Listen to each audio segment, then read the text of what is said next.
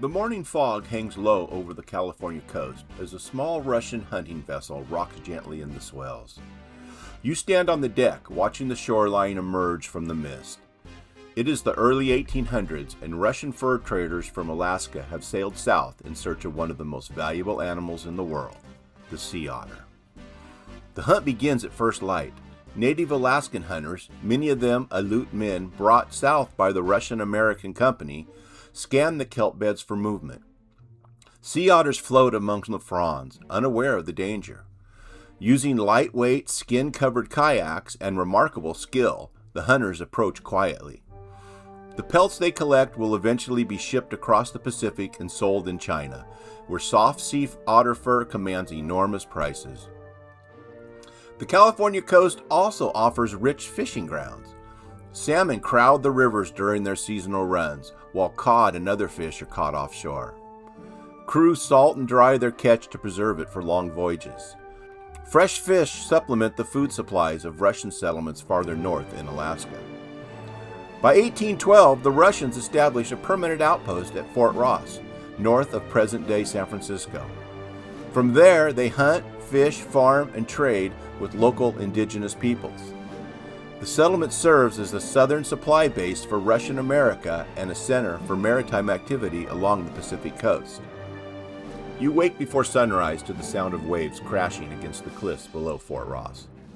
The damp air carries the scent of the Pacific and the smoke of wood fires already burning inside the stockade. The year is 1818, and you have lived here for 3 years, far from your birthplace in Russian America. The fort stands on a bluff overlooking the ocean. Its tall wooden walls protect warehouses filled with grain, blacksmith shops, workshops, and the homes of company employees. The Russian-American Company built the settlement 6 years ago under the direction of Ivan Kuskov. The governors in Alaska hoped this distant colony would provide food for the northern settlements, where the growing season is short and harsh. As you step outside, activity has already begun. The bell near the chapel calls workers to their duties. Russian craftsmen, Native American hunters, and local Kashayo-Pomo laborers move through the courtyard. More than a dozen languages can be heard on any given day. You walk toward the fields east of the fort. Wheat and barley grow there, along with vegetables brought from Europe and New Spain. The company has learned that California's mild climate can produce harvests impossible in Alaska. Oxen pull plows through the rich soil while workers repair fences damaged by winter storms. By mid-morning, a lookout spots a vessel offshore. News spreads quickly through the settlement. Supply ships are rare and welcome. Every arrival may bring tools, cloth, iron, letters, or official documents from Sitka.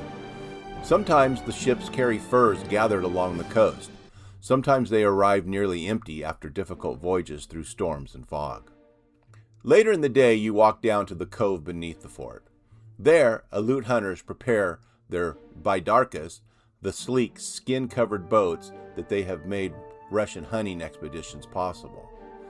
They speak quietly as they check paddles and hunting gear. For years, they have pursued sea otters along the California coast, though the animals are becoming harder to find. Many of the richest hunting grounds have already been worked. Near the beach, Kashayo-Pomo families trade baskets, fish, and local knowledge. Relations are not always simple, but trade and cooperation have become part of daily life. The Russians rely on indigenous knowledge of the land, while local communities gain access to new goods and tools.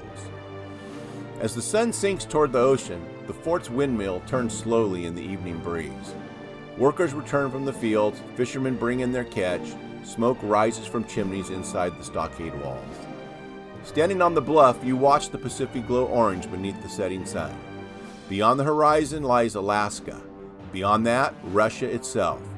Yet, Fort Ross feels like a world of its own, a frontier settlement where Russians, Native Alaskans, and California's indigenous peoples live side by side at the edge of an immense ocean. The future of the colony remains uncertain, but for now, another day at Fort Ross has come to an end.